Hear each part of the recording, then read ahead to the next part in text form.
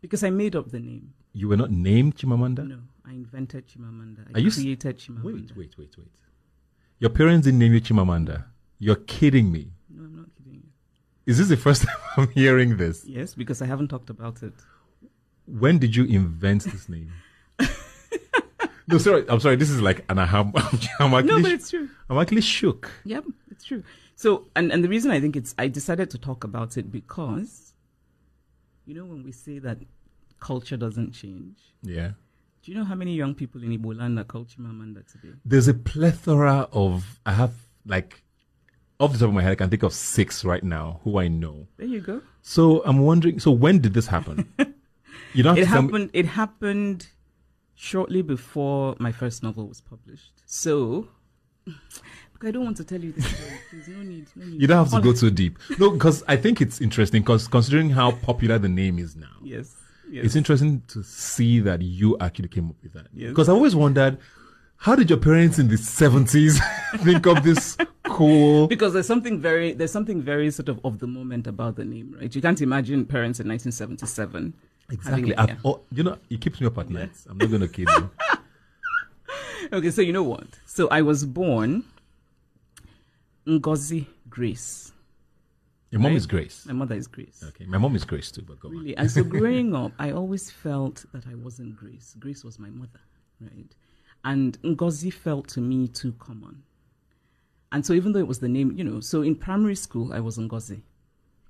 And then being Catholic, one of the joys of Catholicism is you get to choose a name when you get confirmed, right? Yeah.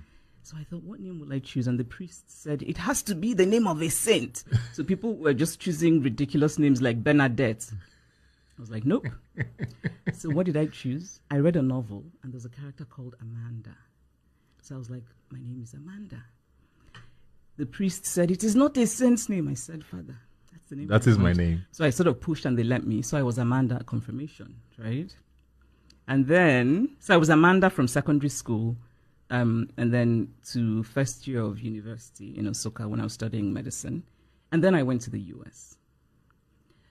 And I think it was sort of maybe, I'm going to say a month into my time in the US. I was in class in undergrad, and there were 5 people with that name, Amanda.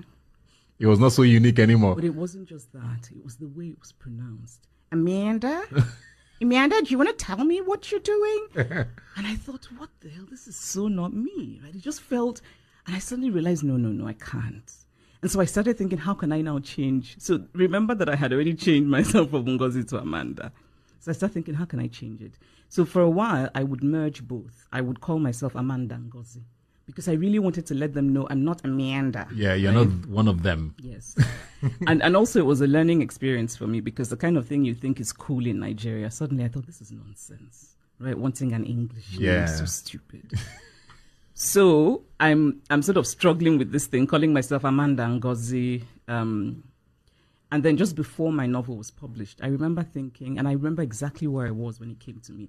And I'm not a person who's given to this kind of Pentecostal talk, but it felt like a revelation. It really did. I was in my brother's house in England, in the tiny guest room, lying on a narrow bed, thinking about my novel is going to be published.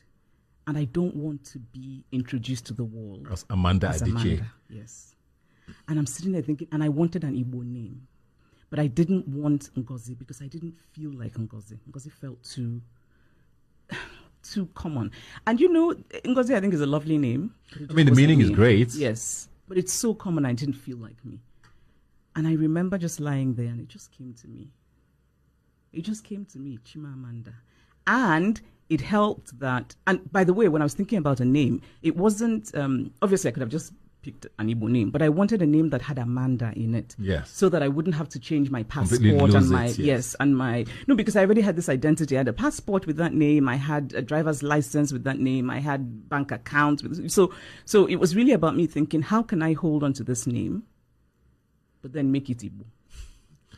I'm so blown away by this entire story. And I'm also quite relieved because I just kept thinking, you're wondering why your parents did not come up with a name for you.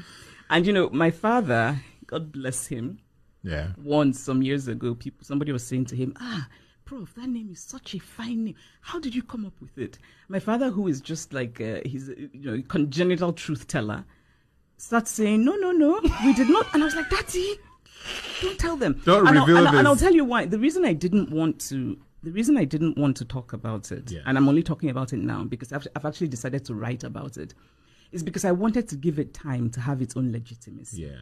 Had I started talking about it very early on, it would have been very easy to dismiss, right?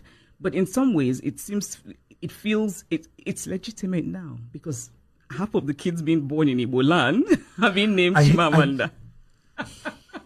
So honestly, I'm impressed. So whoever says that we cannot change culture, we can. And the meaning is also very profound, which is my God will never fail or never fall. And it just makes a lot of sense, which is why the name is also popular, because it's cool. Yes. You can make it into whatever you want, but its meaning is also quite interesting. Yes. But if you were Amanda before Chimamanda, why then did you not want to be called Amanda? Still. Told you. Yeah, you just didn't like the way it was. I don't want to have an English name. Okay. I no longer want to have an English name. I have seen the light. And no, and which is also why I don't like to have my name shortened. Yeah. So that's really the story. Yeah. I don't. When people say, can we call you Amanda? I'm like, no, you cannot. Were you ever worried about the mispronunciations? No. Because you were going to be a writer.